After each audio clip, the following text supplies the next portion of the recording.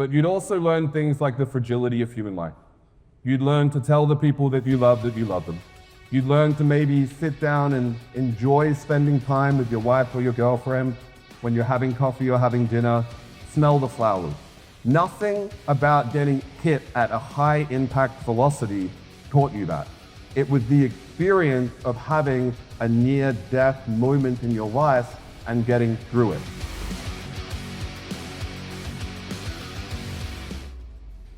All right, so thank you everyone so much for having me again today. It is amazing to be back here once more. I've been here at every single summit, and it's amazing to see how it grows year after year. It blows my mind just how many people are here with us today.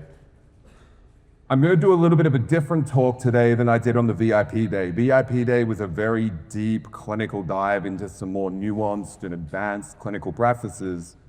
Today, I'm going to be speaking to everyone in the room because I think everyone in the room either has been affected by anxiety or knows someone who's affected by anxiety.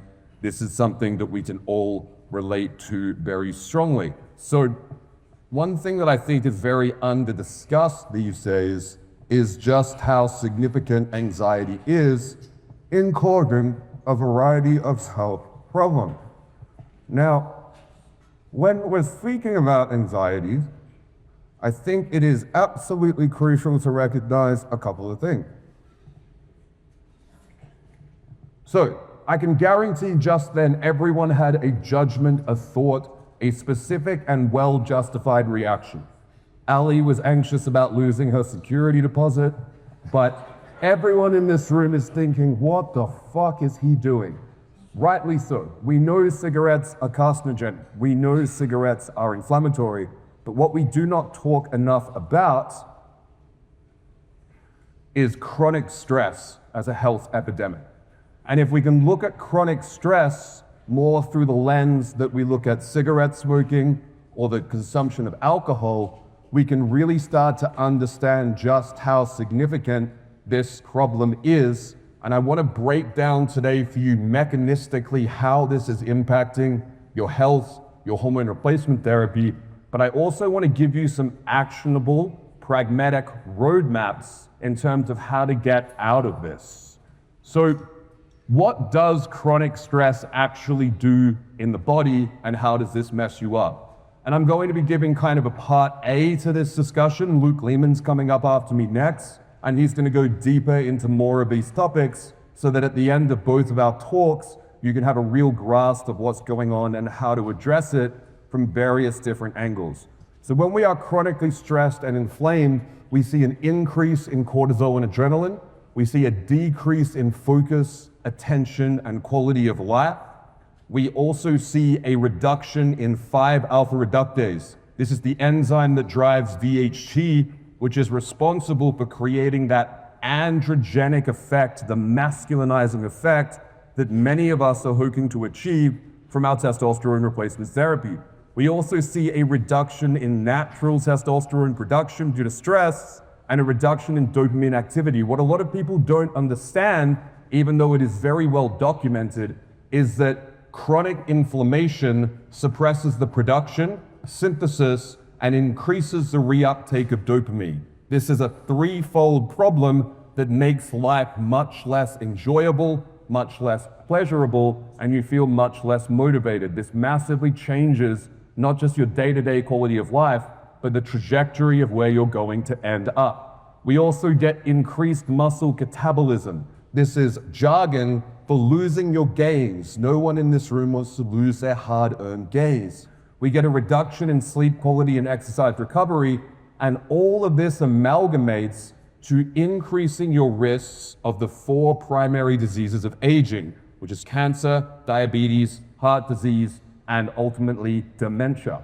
So I'm going to put a statement out here which I think that everyone would agree with, is that everyone hates anxiety. No one wakes up and goes, oh fuck yeah, I'm feeling anxious today, this is going to be sick.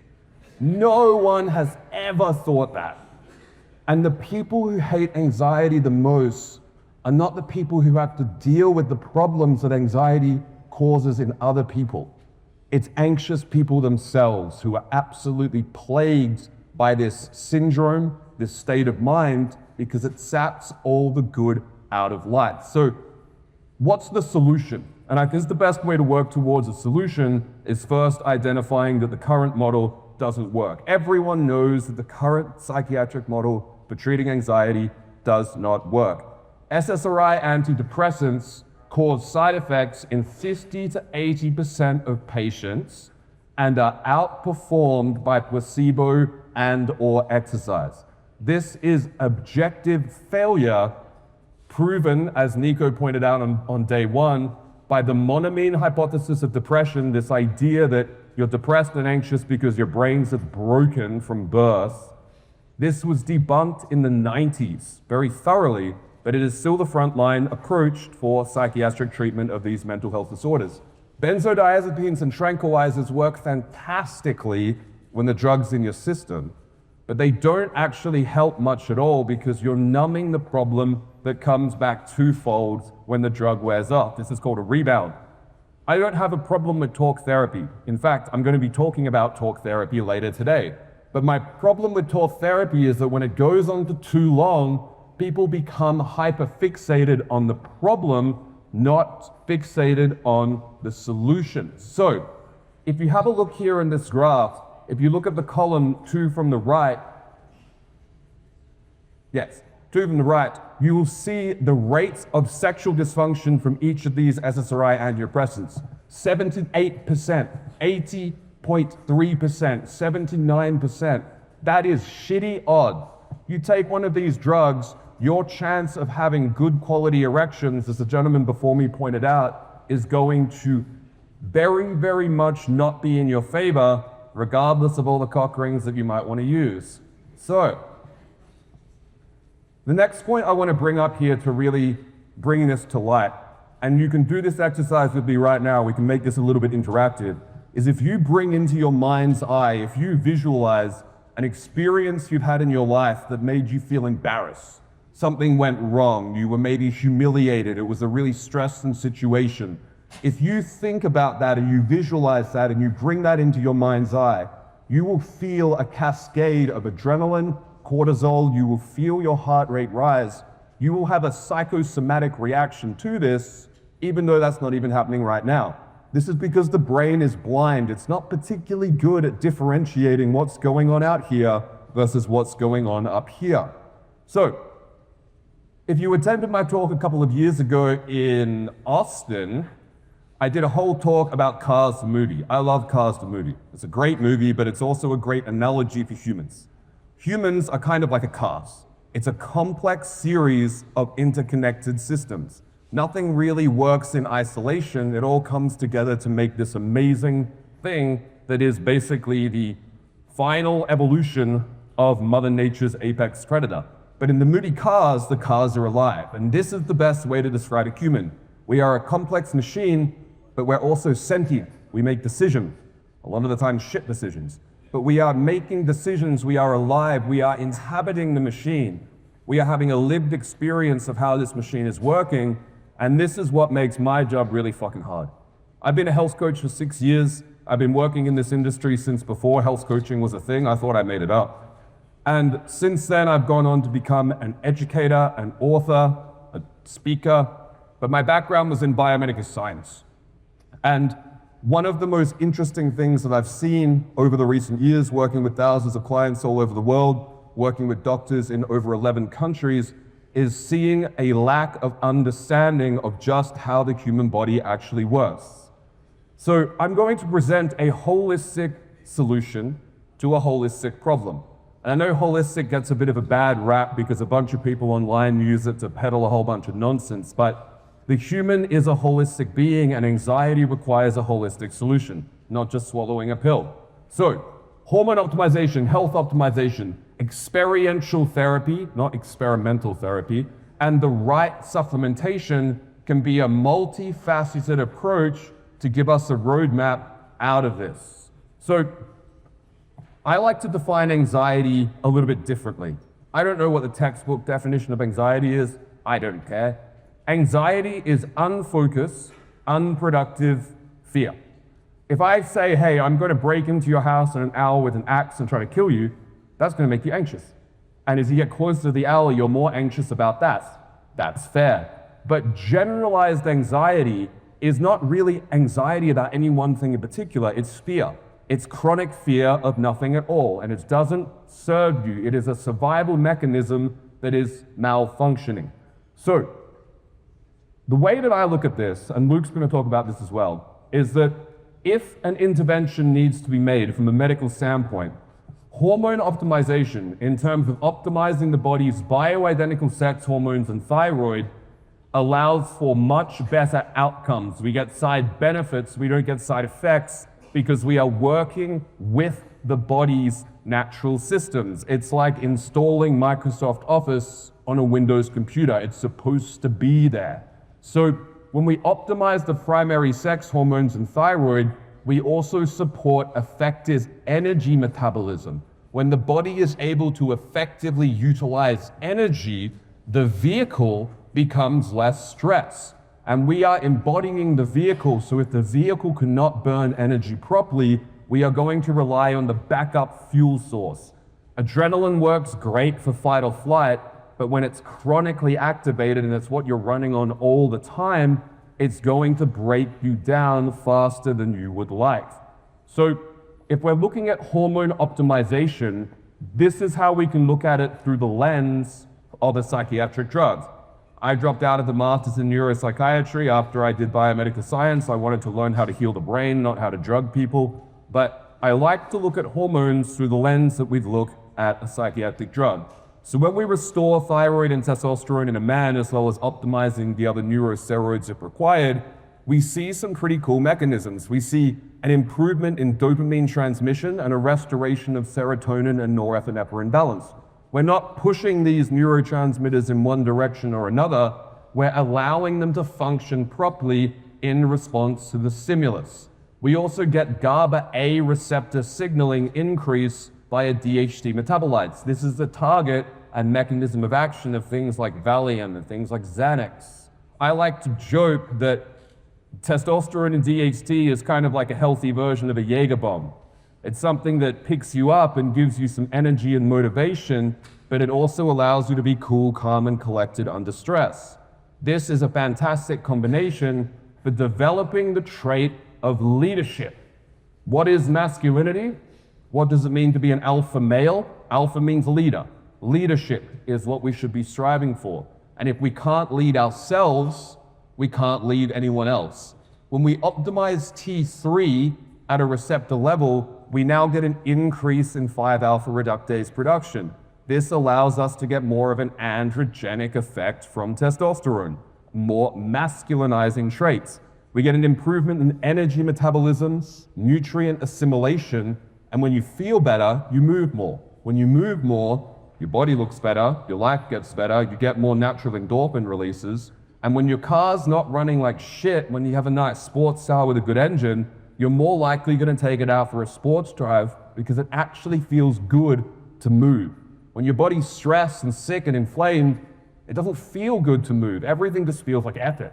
So the other pathways that are important is that thyroid in particular will suppress the production of prolactin. Prolactin suppresses dopamine, and it reduces the reliance on adrenaline. It allows you to burn glucose effectively so that you can actually run the body in a stress-free manner. And we also get a reduction in inflammation and prostaglandin production. These are the signals that your body creates when it's inflamed and on fire, which causes a lot of negative responses. When your body is sick and you're having a symbiotic connected relationship with the mind and the vessel, you're going to feel like something is wrong because your body is giving you the feedback that it is. If you've just started TRT, it is completely normal to feel overwhelmed and confused. There's a lot of new territory to cover, and there is a lot of conflicting information. I wrote TRT 101 so that you can have everything that you need to know in an instruction manual in one place that you can refer back to, that you can have all the questions answered before they even come up.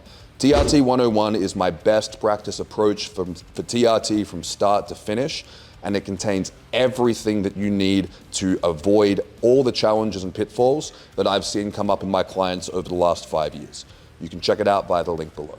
So, a shitty driver will wreck the car. So, we can't just come in and say, okay, here's your injection of testosterone, whack it in, and then you're going to basically turn into the best version of yourself possible. Doesn't work like that. Wish it did, my job would be way, way easier.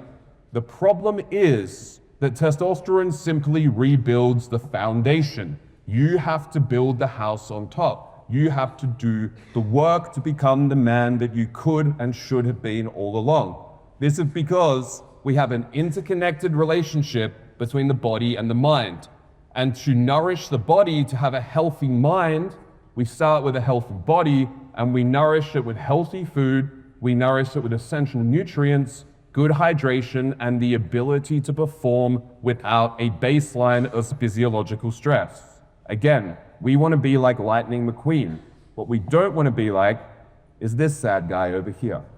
This guy is sad and sick because the vehicle's not working properly. And a lot of people who are suffering with mental health don't understand that they feel bad mentally because their body is sick and sending them a signal that something is wrong. This shit doesn't help.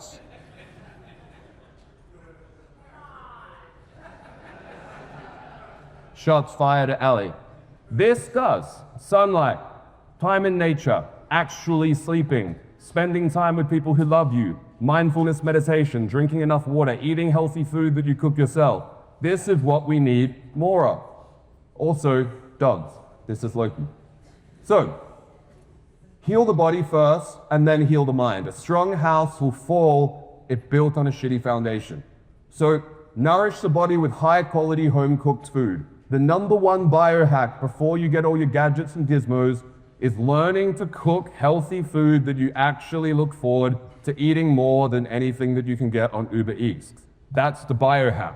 Go to bed and get up at the same time every day. I sound like a boring old fuddy-duddy. I was in a punk rock band for 6 years. I'm ashamed of myself. But this is the stuff that you actually need. I've been working in the trenches for so long, and when this stuff is out of balance and men are wanting to feel optimized, it is an unrealistic, delusional expectation that cannot be solved by more drugs and supplements and injections and whatever else. 10,000 steps a day, and cardio, and resistance training, and mobility work.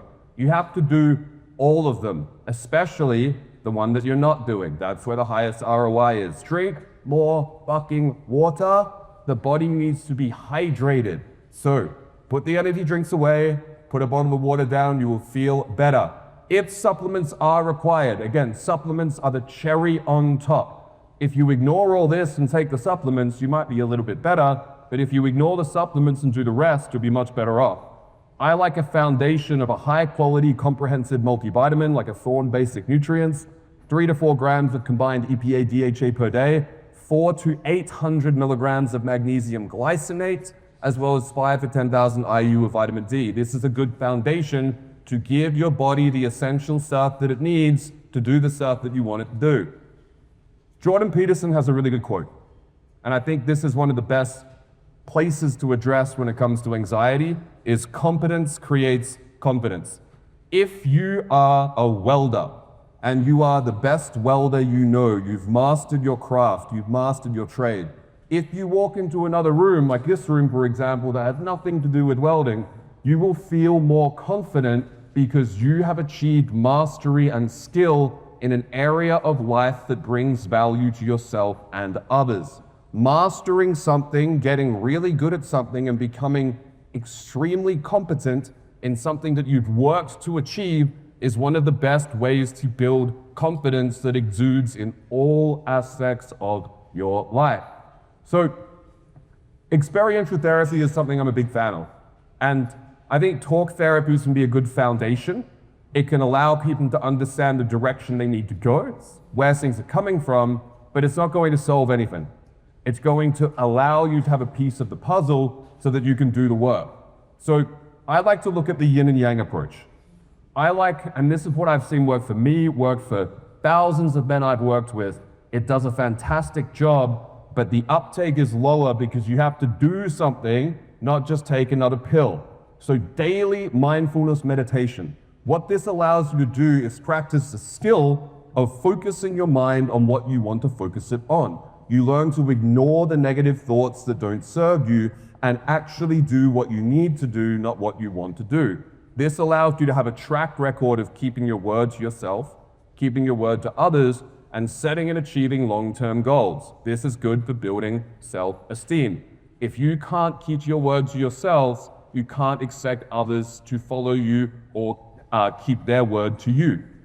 The other side of this is martial arts. I'm a huge fan of martial arts as a form of therapy. I do not recommend sparring or actually doing a professional fight. I also treat brain injuries. Please don't do that. But the therapy aspect is a cathartic emotional expression where you're learning to simulate violence.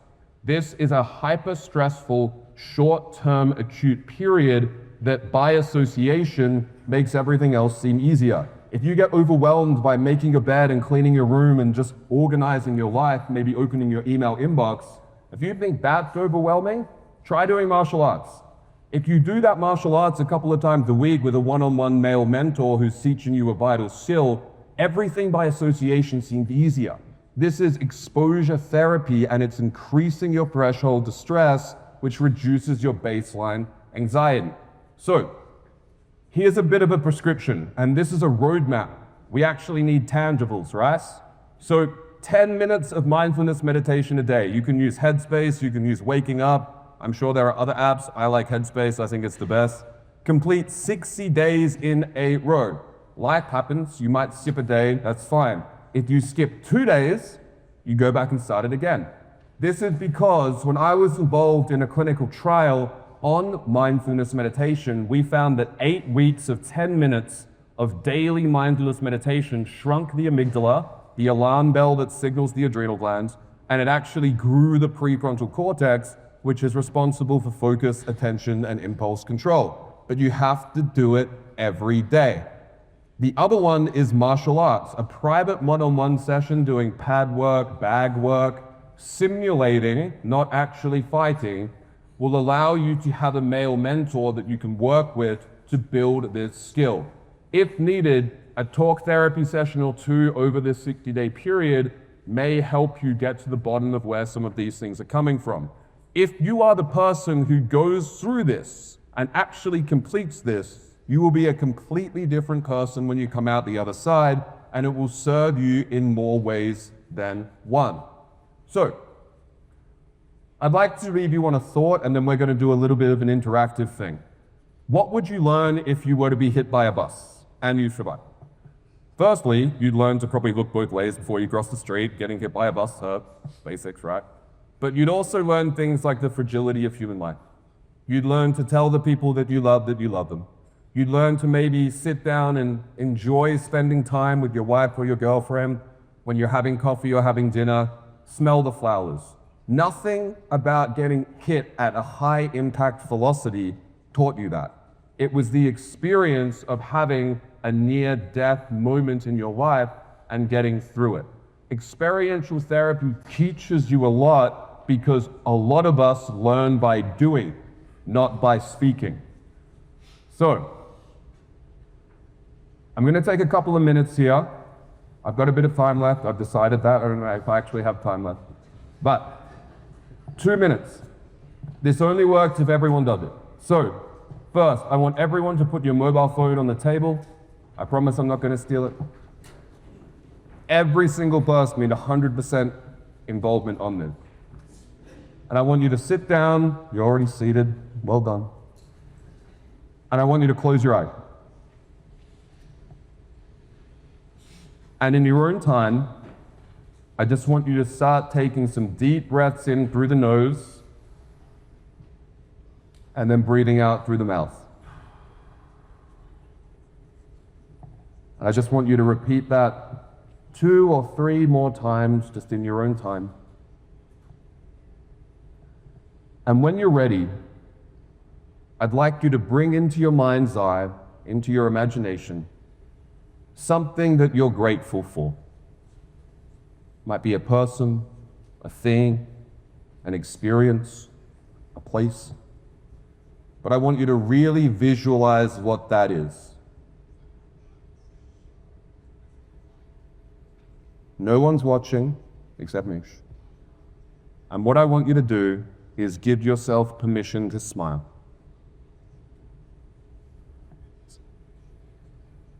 I'd like you just to take a couple of more deep breaths, in through the nose, out through the mouth. Focus your attention on the chair, the sensation against the body, the air against the skin.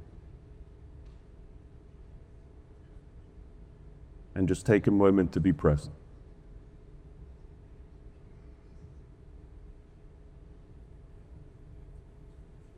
And in your own time, no rush, you can open your eyes and come back to the room.